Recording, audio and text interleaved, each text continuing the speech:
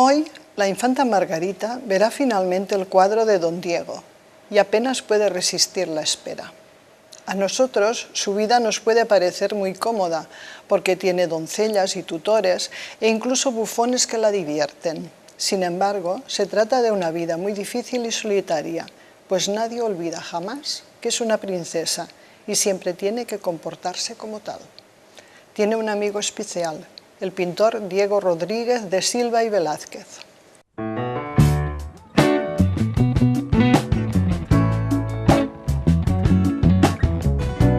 Bona tarda. El text que hem llegit abans pertany a un llibre que es diu La princesa i el pintor i que ens parla d'un gran pintor espanyol, Don Diego Velázquez. Avui el que volia és parlar-vos de llibres d'art pensats especialment per als nens i centrar-me en aquesta figura d'un gran pintor, el Diego Velázquez.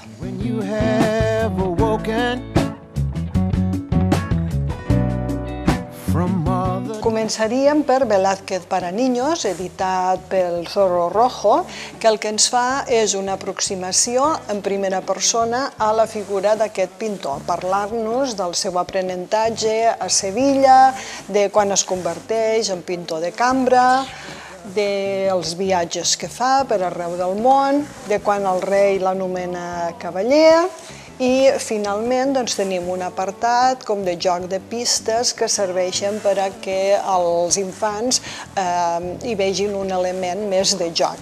També aquí al mig hi tenim aquest full d'enganxines que podem anar desplegant i recol·locant dintre dels requadres d'allà on li corresponen. Per tant, un llibre dinàmic, interactiu i que ens pot ajudar a passar una bona estona descobrint qui era Velázquez amb la pròpia veu.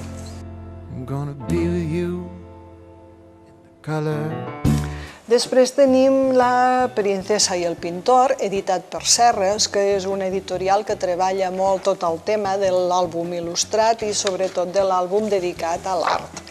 El que fa és presentar-nos amb una de les protagonistes del quadre Les Menines. Es tracta de la infanta Margarita. Suposem que Velázquez tenia una certa predilecció per aquesta infanta perquè la va retratar des de molt joveneta. Hi ha diversos quadres protagonitzats per ella.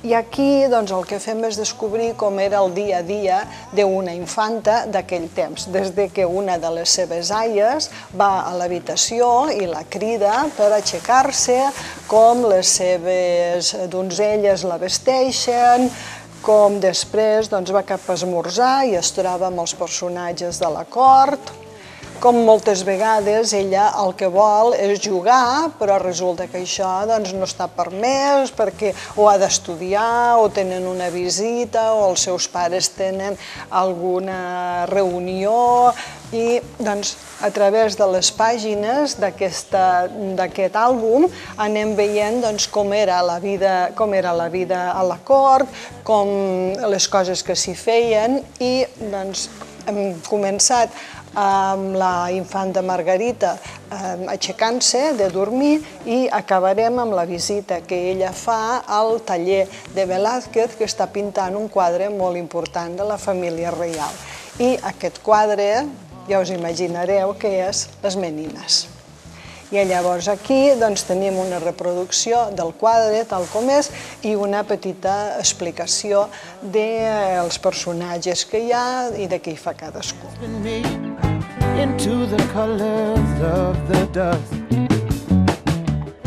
El tercer és La infantita quiere buñuelos, d'Asun Balzola i editat pel Barco de Vapor. Aquí la protagonista continua sent la infanta Margarita, però no és el seu dia a dia, sinó que és una trapelleria, que ella, avorrida d'aquesta quotidianitat de la vida a la cort i de tantes imposicions, i secundada per un dels bufons, aquests nans que acompanyaven a la cort i que els feien passar, diguéssim, una bona estona, doncs fan aquesta trapelleria que és la que dona nom al llibre, al darrere d'uns bunyols. Quina és la gràcia? Doncs això, veure com els nens sempre són nens, malgrat les circumstàncies que els acompanyen, i després que al final de tot del relat hi ha tot un apartat on trobem els personatges del quadre explicats, què és el que feia cadascú, qui era Velázquez, la seva època, i després d'altres artistes que han versionat el mateix quadre de Velázquez, per exemple, Picasso. A més, hi ha un altre component que és aquest desplegable, on tenim el quadre de les menines d'una banda i de l'altra tenim siluetes retallades perquè nosaltres poguéssim fer el nostre propi quadre de les menines.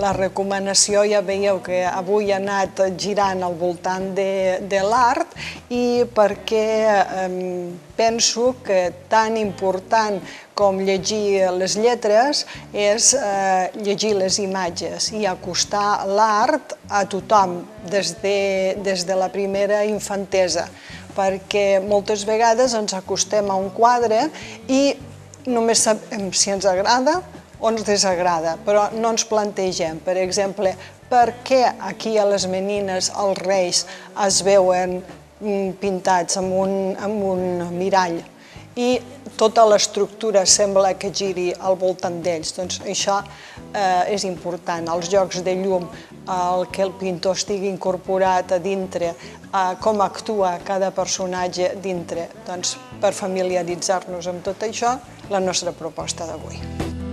But we live now